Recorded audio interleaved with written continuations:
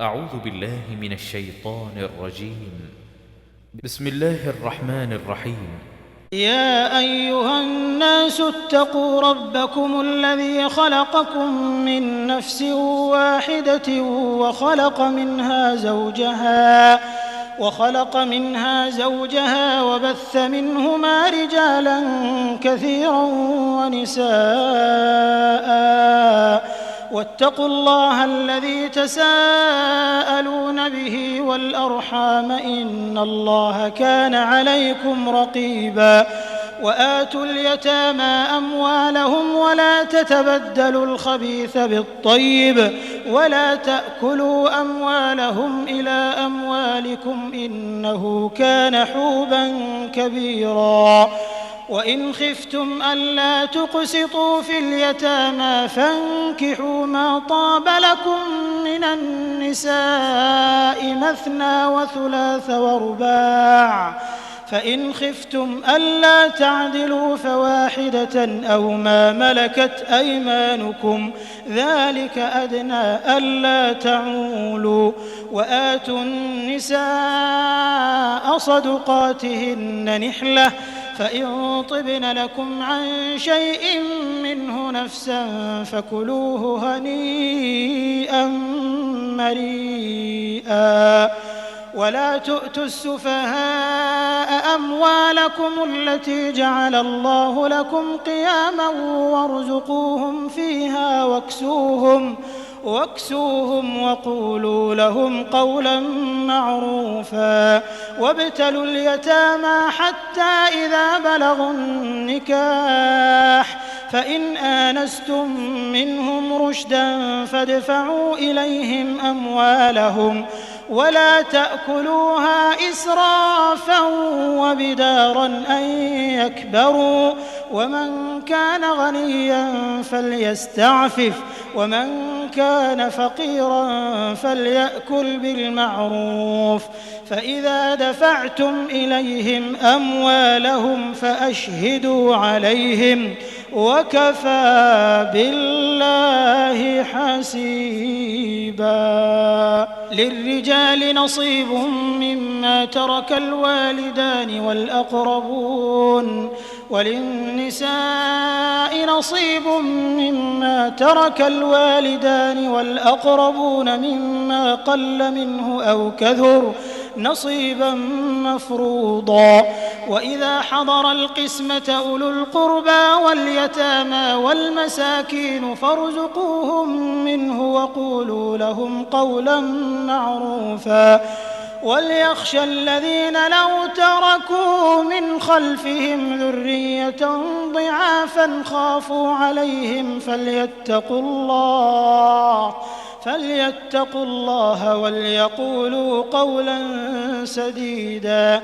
إن الذين يأكلون أموال اليتامى ظلما إنما يأكلون في بطونهم نارا وسيصلون سعيرا. يوصيكم الله في أولادكم للذكر مثل حظ الأنثيين، فإن كن نساء فوق 2 فلهن ثلثا ما ترك، وإن كانت واحدة فلها النصف، ولأبويه لكل واحد منهما السدس مما ترك إن كان له ولد، فإن لم يكن له ولد وورثه أبواه فلأمه الثلث، فإن كان له إخوة فلأمه السدس من بعد وصية يوصي بها أو دين. آباؤكم وأبناؤكم لا تدرون أيهم أقرب لكم نفعا فريضة من الله إن الله كان عليما حكيما. ولكم نصف ما ترك أزواجكم إن لم يكن لهن ولد، فإن كان لهن ولد فلكم الربع مما تركن من بعد وصية يوصين بها أو دين ولهن الربع مما تركتم إن لم يكن لكم ولد فإن كان لكم ولد فلهن الثمن مما تركتم من بعد وصية توصون بها أو دين وإن كان رجل يورث كلالة أو امرأة وله أخ أو أخت فلكل واحد منهما السدس فإن كانوا أكثر من ذلك فهم شركاء في الثلث من بعد وصية يوصى بها أو دين غير مضار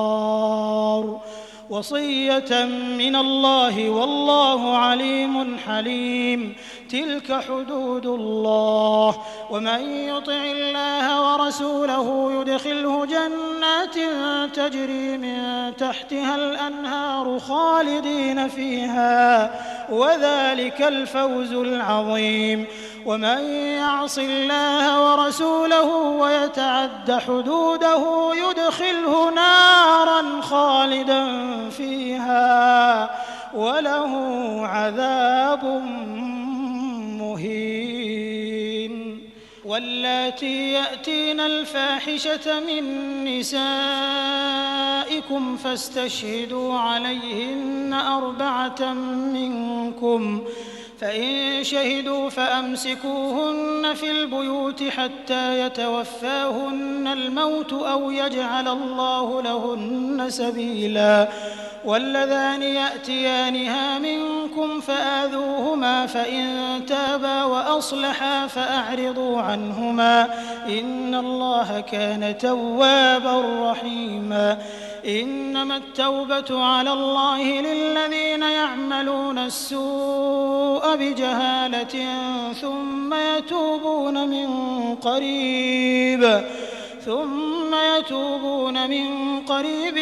فأولئك يتوب الله عليهم وكان الله عليما حكيما وليست التوبة للذين يعملون السيئات حتى إذا حضر أحدهم الموت قال إني تبت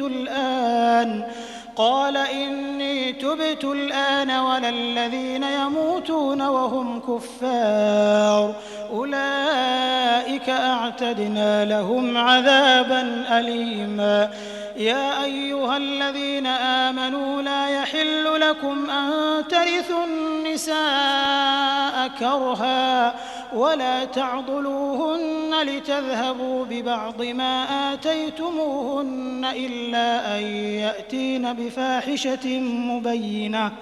وعاشروهن بالمعروف فإن كرهتموهن فعسى أن تكرهوا شيئا ويجعل الله فيه خيرا كثيرا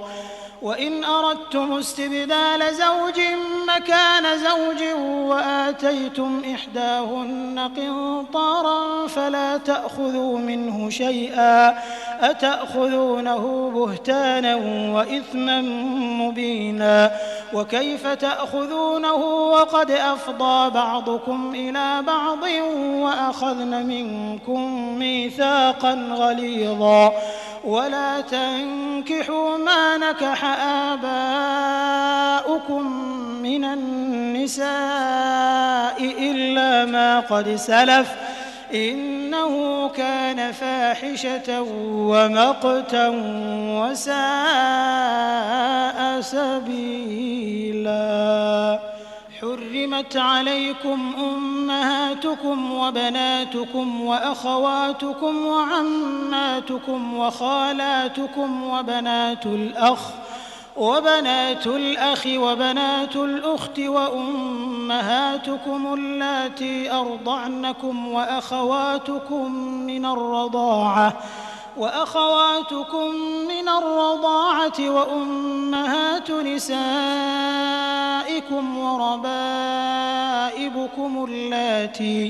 وربائبكم اللاتي في حجوركم من نسائكم اللاتي دخلتم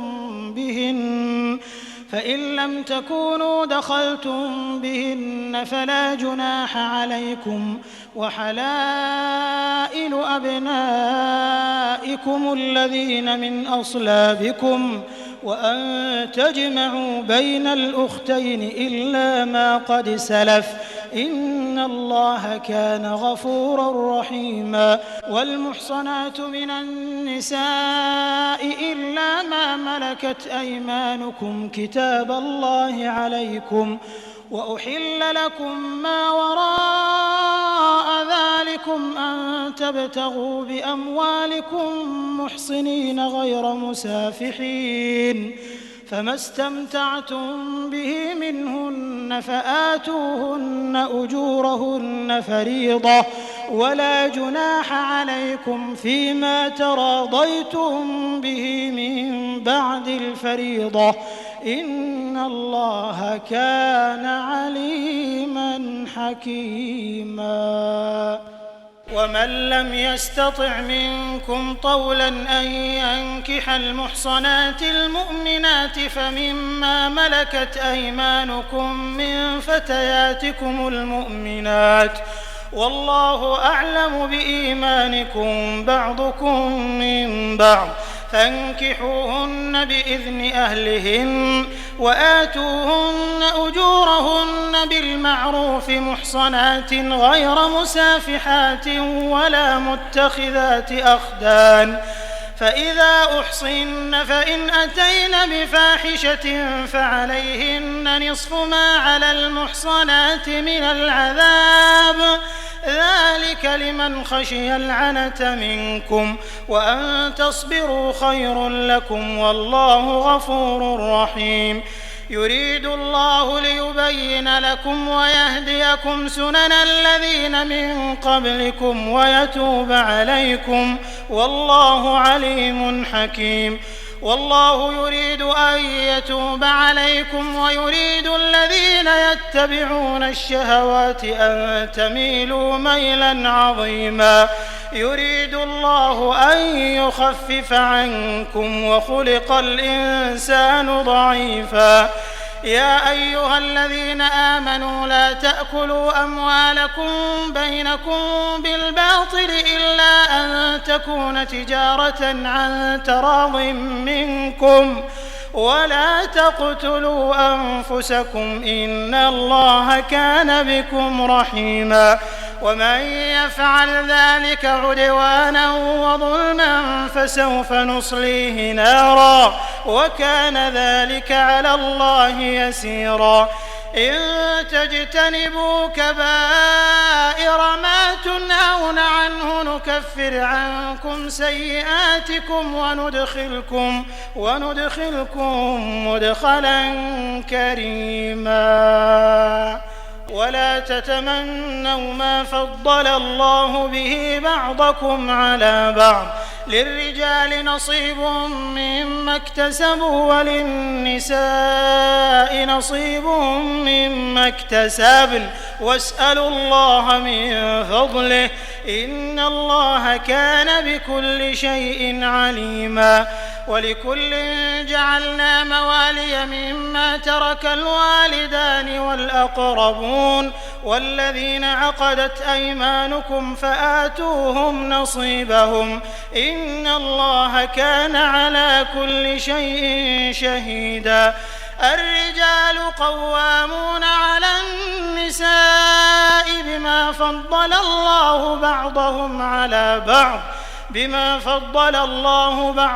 على بعض وبما أنفقوا من أموالهم، فالصالحات قانتات حافظات للغيب بما حفظ الله، واللاتي تخافون نشوزهن فعظوهن واهجروهن في المضاجع واضربوهن، فإن أطعنكم فلا تبغوا عليهن سبيلا إن الله كان عليا كبيرا. وإن خفتم شقاق بينهما فابعثوا حكما من أهله وحكما من أهلها إن يريدا إصلاحا يوفق الله بينهما إن الله كان عليما خبيرا.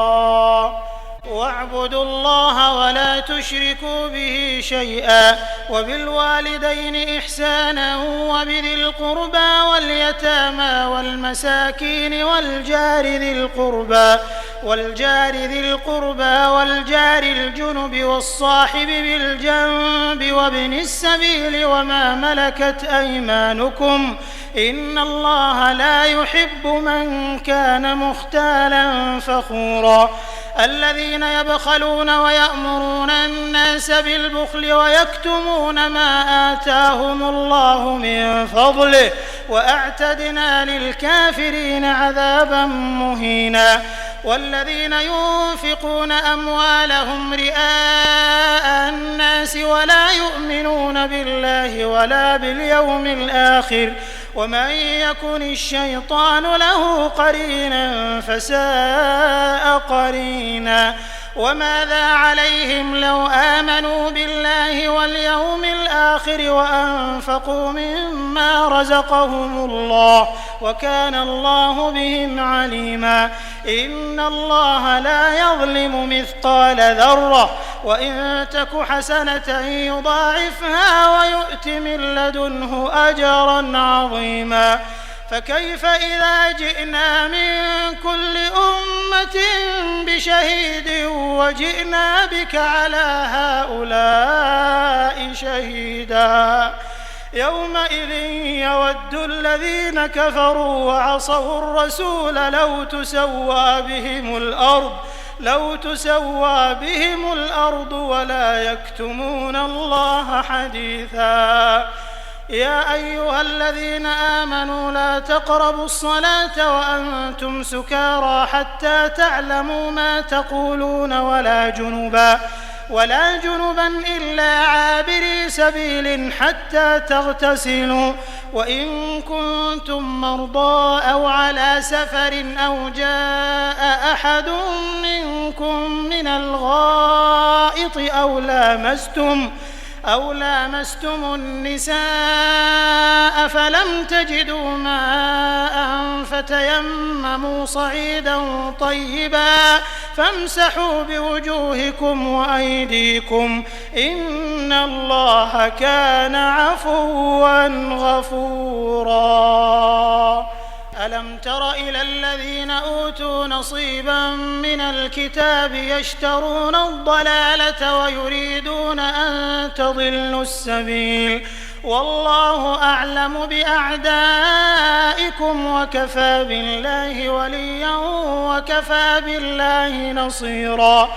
من الذين هادوا يحرفون الكلم عن مواضعه ويقولون سمعنا وعصينا واسمع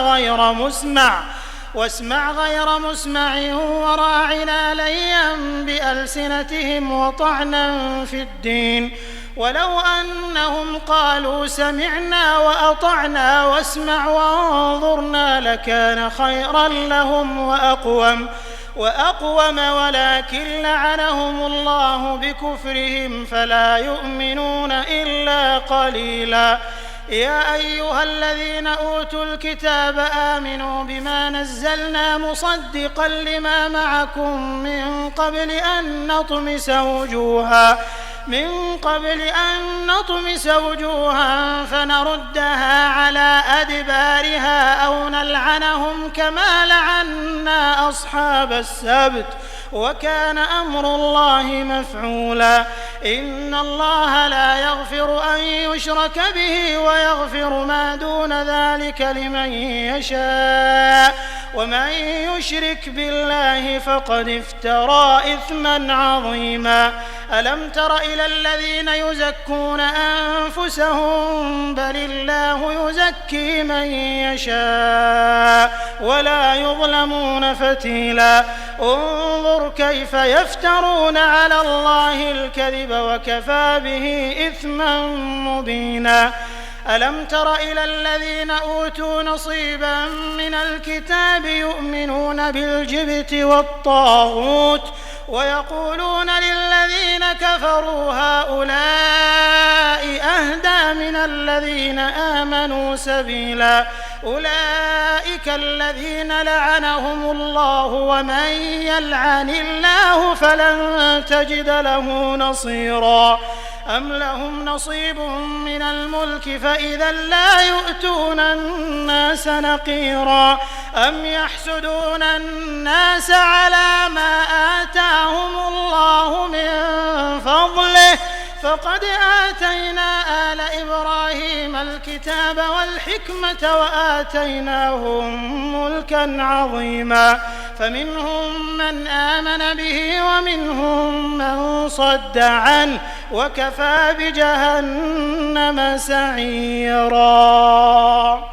إن الذين كفروا بآياتنا سوف نصليهم نارا كلما نضجت جلودهم بدلناهم جلودا غيرها ليذوقوا العذاب إن الله كان عزيزا حكيما والذين آمنوا وعملوا الصالحات سندخلهم جنات تجري من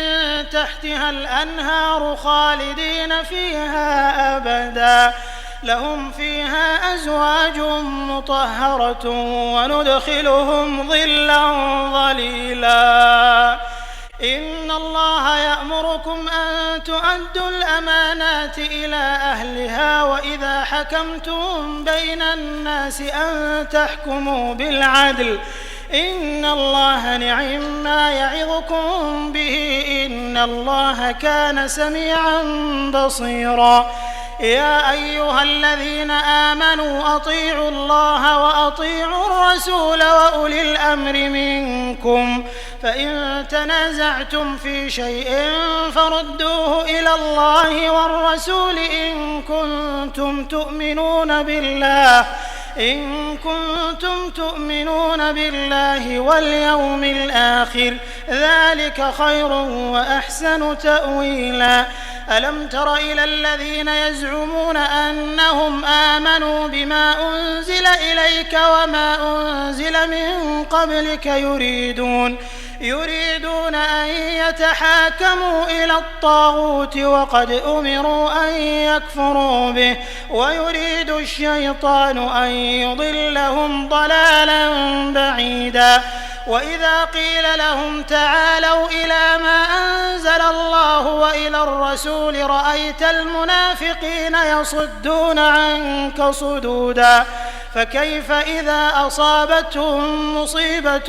بما قدمت أيديهم ثم جاءوك يحلفون بالله إن أردنا إلا إحسانا وتوفيقا أولئك الذين يعلم الله ما في قلوبهم فأعرض عنهم وعظهم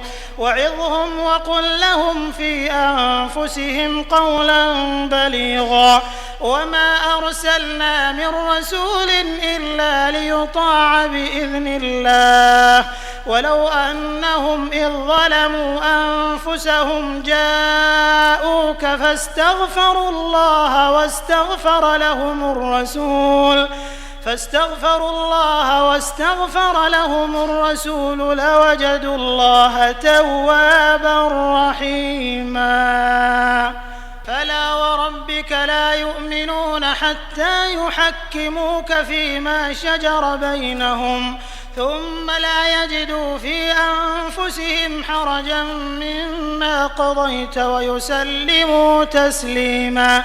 ولو أنا كتبنا عليهم أن اقتلوا أنفسكم أو اخرجوا من دياركم ما فعلوه إلا قليل منهم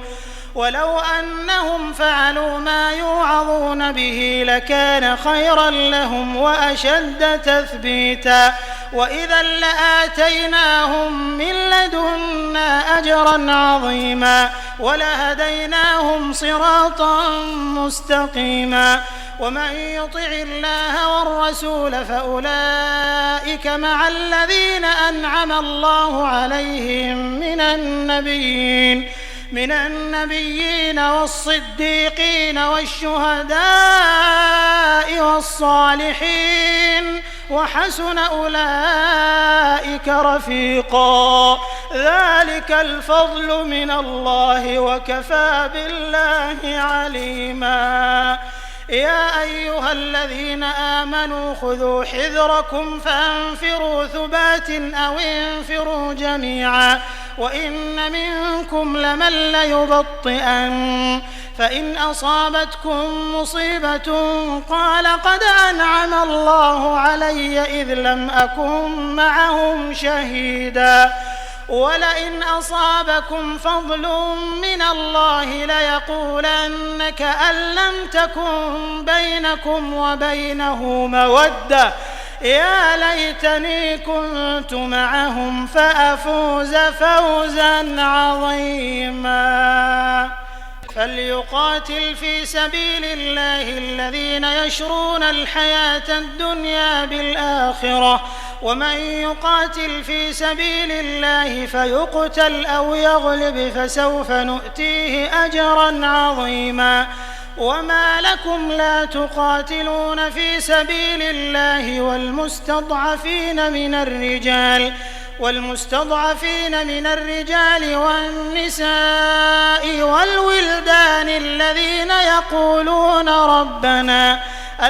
يقولون ربنا أخرجنا من هذه القرية الظالم أهلها واجعل لنا من لدنك وليا واجعل لنا من لدنك نصيرا الذين آمنوا يقاتلون في سبيل الله والذين كفروا يقاتلون في سبيل الطاغوت فقاتلوا أولياء الشيطان إن كيد الشيطان كان ضعيفا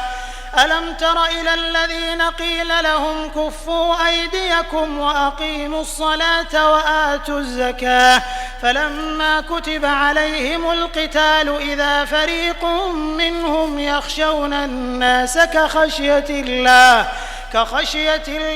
أو أشد خشية وقالوا ربنا لم كتبت علينا القتال لولا أخرتنا إلى أجل قريب قل متاع الدنيا قليل والآخرة خير لمن اتقى ولا تظلمون فتيلا أينما تكونوا يدرككم الموت ولو كنتم في بروج مشيدة وإن تصبهم حسنة يقولوا هذه من عند الله وإن تصبهم سيئة يقولوا هذه من عندك قل كل من عند الله فما لهؤلاء القوم لا يكادون يفقهون حديثا ما أصابك من حسنة فمن الله وما أصابك من سيئة فمن نفسك وأرسلناك للناس رسولا وكفى بالله شهيدا من يطع الرسول فقد أطاع الله ومن تولى فما أرسلناك عليهم حفيظا ويقولون طاعة فإذا برزوا من عندك بيت طائفة منهم غير الذي تقول والله يكتب ما يبيتون فأعرض عنهم وتوكل على الله وكفى بالله وكيلا أفلا يتدبرون القرآن ولو كان من عند غير الله لوجدوا فيه اختلافا كثيرا وإذا جاءهم أمر من الأمن أو الخوف أذاعوا به ولو ردوه إلى الرسول وإلى أولي الأمر منهم لعلمه الذين يستنبطونه منهم ولولا فضل الله عليكم ورحمته لاتبعتم الشيطان إلا قليلا فقاتل في سبيل الله لا تكلف إلا نفسك وحرض المؤمنين عسى الله أن يكف بأس الذين كفروا والله أشد بأسا وأشد تنكيلا من يشفع شفاعة حسنة يكن له نصيب منها ومن يشفع شفاعة سيئة يكن له كفل منها وكان الله على كل شيء مقيتا وإذا حييتم بتحية فحيوا بأحسن منها أو ردوها إن الله كان على كل شيء حسيبا الله لا إله إلا هو ليجمعنكم إلى يوم القيامة لا ريب فيه ومن أصدق من الله حديثا فما لكم في المنافقين فئتين والله أركسهم بما كسبوا أتريدون أن تهدوا من أضل الله ومن يضلل الله فلن تجد له سبيلا ودوا لو تكفرون كما كفروا فتكونون سواء فلا تتخذوا منهم أولياء حتى يهاجروا في سبيل الله فإن تولوا فخذوهم واقتلوهم حيث وجدتموهم ولا تتخذوا منهم وليا ولا نصيرا إلا الذين يصلون إلى قوم بينكم وبينهم ميثاق أو جاءوكم حصرت صدورهم أن يقاتلوكم أو يقاتلوا قومهم ولو شاء الله لسلطهم عليكم فلقاتلوكم فإن اعتزلوكم فلم يقاتلوكم وألقوا إليكم السلم فما جعل الله لكم عليهم سبيلا ستجدون آخرين يريدون أن يأمنوكم ويأمنوا قومهم كلما ردوا إلى الفتنة أركسوا فيها فإن لم يعتزلوكم ويلقوا إليكم السلم ويكفوا أيديهم فخذوهم واقتلوهم حيث ثقفتموهم وأولئكم جعلنا لكم عليهم سلطانا مبينا وما كان لمؤمن أن يقتل مؤمنا إلا خطأ ومن قتل مؤمنا خطأ فتحرير رقبة مؤمنة ودية مسلمة إلى أهله إلا أن يصدقوا فإن كان من قوم عدو لكم وهو مؤمن فتحرير رقبة مؤمنة وإن كان من قوم بينكم وبينهم ميثاق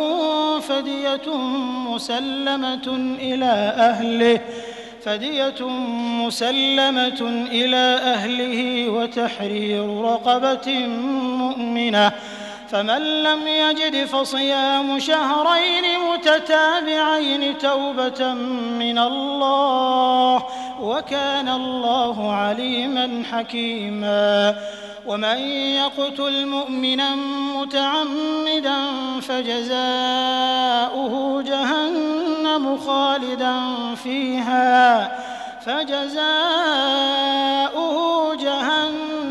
خالدا فيها وغضب الله عليه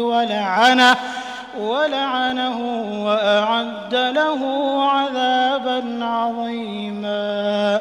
يا أيها الذين آمنوا إذا ضربتم في سبيل الله فتبينوا ولا تقولوا لمن ألقى إليكم السلام لست مؤمنا تبتغون عرض الحياة الدنيا فعند الله مغانم كثيرة كذلك كنتم من قبل فمن الله عليكم فتبينوا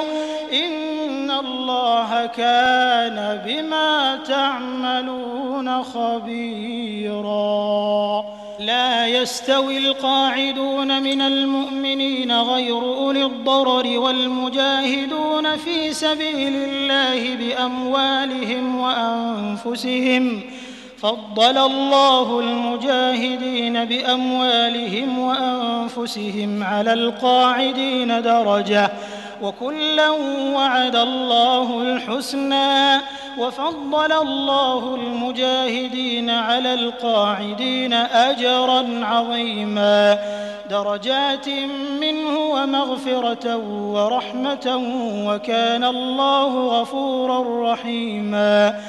إن الذين توفاهم الملائكة ظالمي أنفسهم قالوا فيم كنتم قالوا كنا مستضعفين في الأرض قالوا ألم تكن أرض الله واسعة فتهاجروا فيها فأولئك مأواهم جهنم وساءت مصيرا.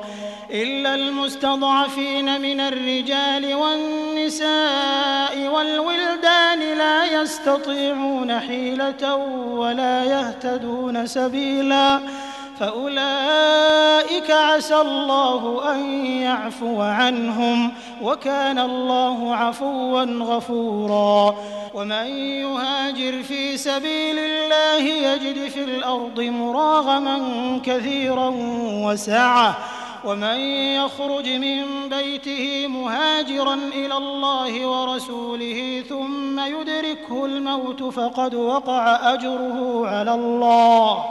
وكان الله غفورا رحيما. وإذا ضربتم في الأرض فليس عليكم جناح أن تقصروا من الصلاة إن خفتم أن يفتنكم الذين كفروا إن الكافرين كانوا لكم عدوا مبينا.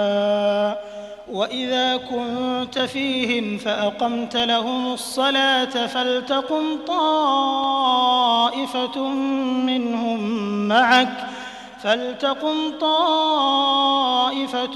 منهم معك وليأخذوا أسلحتهم فإذا سجدوا فليكونوا من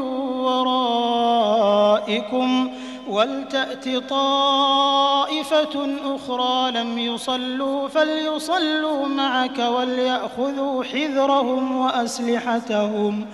ود الذين كفروا لو تغفلون عن أسلحتكم وأمتعتكم فيميلون عليكم ميلة واحدة ولا جناح عليكم إن كان بكم أذى من مطر أو كنتم مرضى أن تضعوا أسلحتكم وخذوا حذركم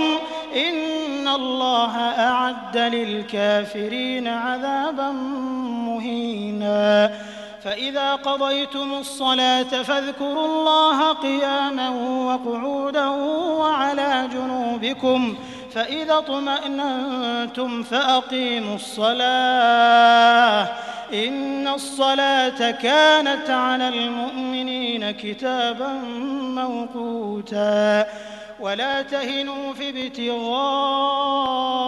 القوم إن تكونوا تألمون فإنهم يألمون كما تألمون وترجون من الله ما لا يرجون وكان الله عليما حكيما.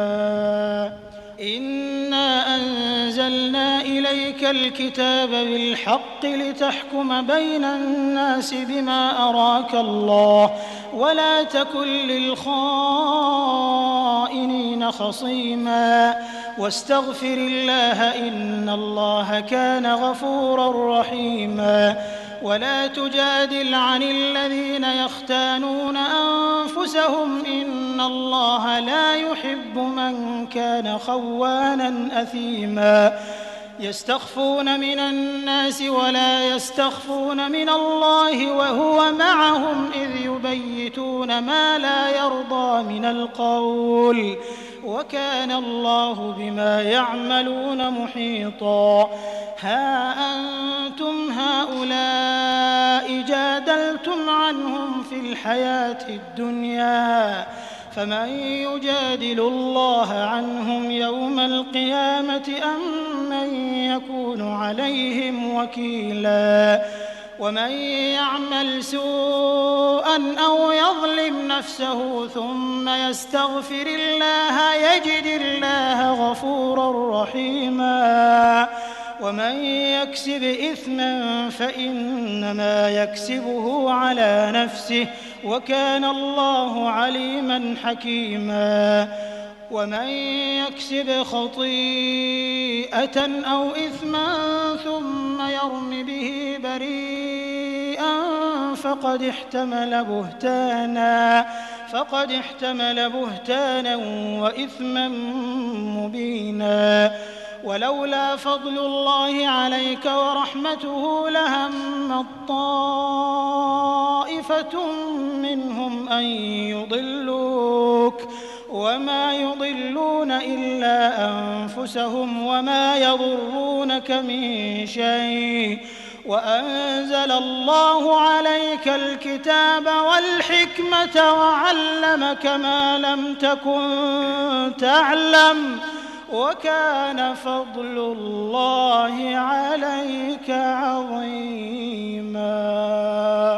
لا خير في كثير من نجواهم إلا من أمر بصدقة أو معروف أو إصلاح بين الناس ومن يفعل ذلك ابتغاء مرضات الله فسوف نؤتيه أجرا عظيما ومن يشاقق الرسول من بعد ما تبين له الهدى ويتبع غير سبيل المؤمنين نوله ما تولى ونصله جهنم وساءت مصيرا إن الله لا يغفر أن يشرك به ويغفر ما دون ذلك لمن يشاء ومن يشرك بالله فقد ضل ضلالا بعيدا إن يدعون من دونه إلا إناثا وإن يدعون إلا شيطانا مريدا لعنه الله وقال لأتخذن من عبادك نصيبا مفروضا ولأضلنهم ولأمنينهم ولآمرنهم فليبتكن آذان الأنعام ولآمرنهم فليغيرن خلق الله ومن يتخذ الشيطان وليا من دون الله فقد خسر خسرانا مبينا يعدهم ويمنيهم وما يعدهم الشيطان إلا غرورا أولئك مأواهم جهنم ولا يجدون عنها محيصا والذين آمنوا وعملوا الصالحات سندخلهم جنات تجري من تحتها الأنهار خالدين فيها أبدا وعد الله حقا ومن أصدق من الله قيلا ليس بأمانيكم ولا أماني أهل الكتاب من يعمل سوءا يجز به ولا يجد له من دون الله وليا ولا نصيرا. ومن يعمل من الصالحات من ذكر أو أنثى وهو مؤمن فأولئك يدخلون الجنة ولا يظلمون نقيرا. ومن أحسن دينا ممن أسلم وجهه لله وهو محسن واتبع ملة إبراهيم حنيفا واتخذ الله إبراهيم خليلا. ولله ما في السماوات وما في الأرض وكان الله بكل شيء محيطا. ويستفتونك في النساء قل الله يفتيكم فيهن وما يتلى عليكم في الكتاب في يتامى النساء اللاتي لا تؤتونهن ما كتب لهن وترغبون أن تنكحوهن والمستضعفين من الولدان وأن تقوموا لليتامى بالقسط وما تفعلوا من خير فإن الله كان به عليما.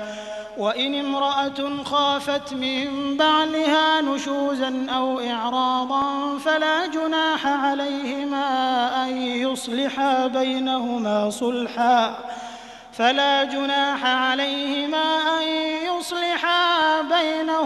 صلحا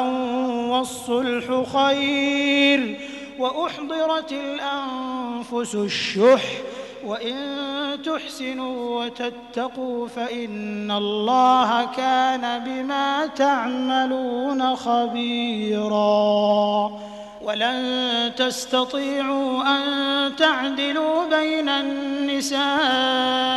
ولو حرصتم فلا تميلوا كل الميل فتذروها كالمعلقة. وإن تصلحوا وتتقوا فإن الله كان غفورا رحيما. وإن يتفرقا يغن الله كلا من سعته وكان الله واسعا حكيما. ولله ما في السماوات وما في الأرض ولقد وصينا الذين أوتوا الكتاب من قبلكم وإياكم أن اتقوا الله. وإن تكفروا فإن لله ما في السماوات وما في الأرض وكان الله غنيا حميدا. ولله ما في السماوات وما في الأرض وكفى بالله وكيلا. إن يشأ يذهبكم أيها الناس ويأت بآخرين وكان الله على ذلك قديرا. من كان يريد ثواب الدنيا فعند الله ثواب الدنيا والآخرة وكان الله سميعا بصيرا. يا أيها الذين آمنوا كونوا قوامين بالقسط شهداء لله ولو على أنفسكم أو الوالدين والأقربين. إن يكن غنيا أو فقيرا فالله أولى بهما فلا تتبعوا الهوى أن تعدلوا. وإن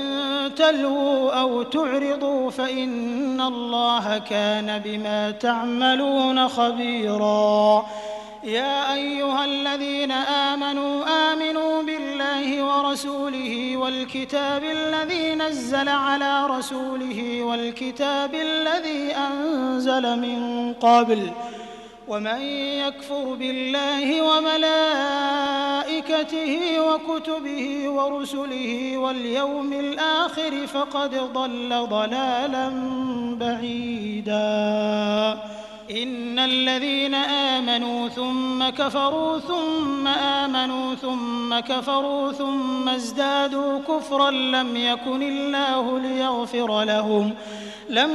الله ليغفر لهم ولا ليهديهم سبيلا بشر المنافقين بأن لهم عذابا أليما الذين يتخذون الكافرين أولياء من دون المؤمنين أيبتغون عندهم العزة فإن العزة لله جميعا وقد نزل عليكم في الكتاب أن إذا سمعتم آيات الله يكفر بها ويستهزأ بها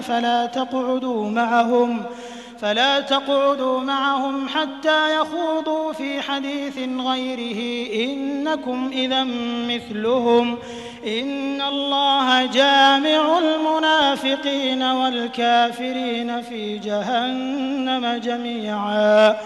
الذين يتربصون بكم فإن كان لكم فتح من الله قالوا ألم نكن معكم وإن كان للكافرين نصيب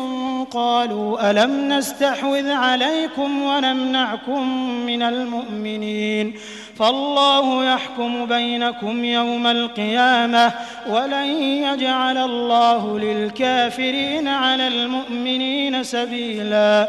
إن المنافقين يخادعون الله وهو خادعهم وإذا قاموا إلى الصلاة قاموا كسالى يراءون الناس ولا يذكرون الله إلا قليلا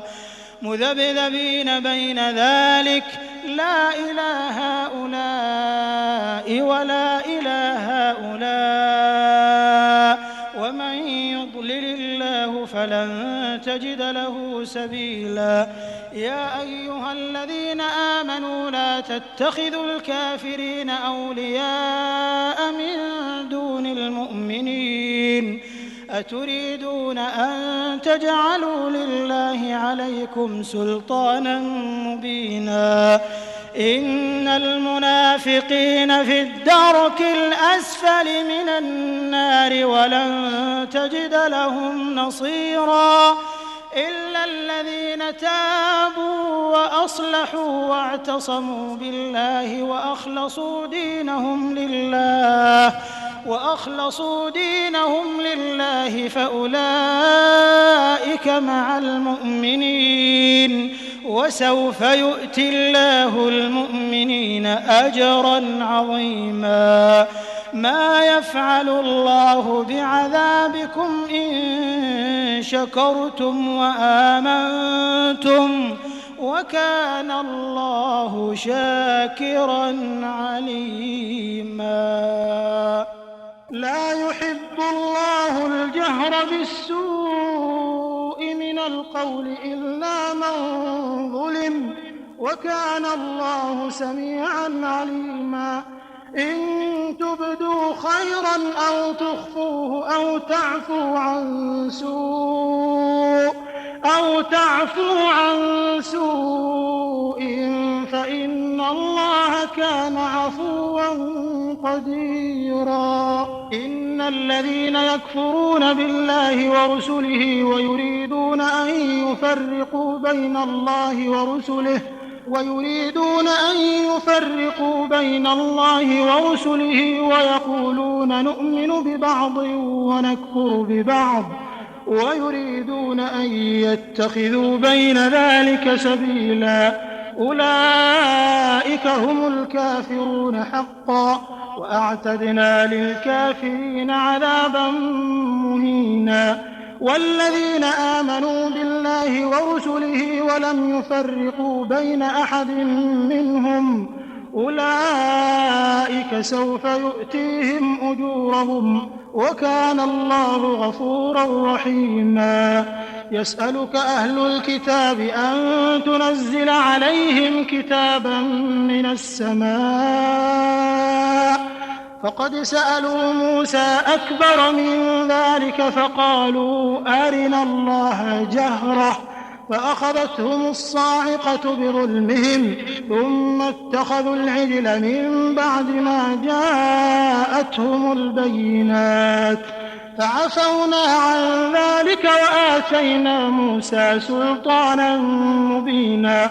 ورفعنا فوقهم الطور بميثاقهم وقلنا لهم ادخلوا الباب سجدا وقلنا لهم لا تعدوا في السبت وأخذنا منهم ميثاقا غليظا فبما نقضهم ميثاقهم وكفرهم بآيات الله وقتلهم الأنبياء بغير حق وقولهم قلوبنا غلف بل طبع الله عليها بكفرهم فلا يؤمنون إلا قليلا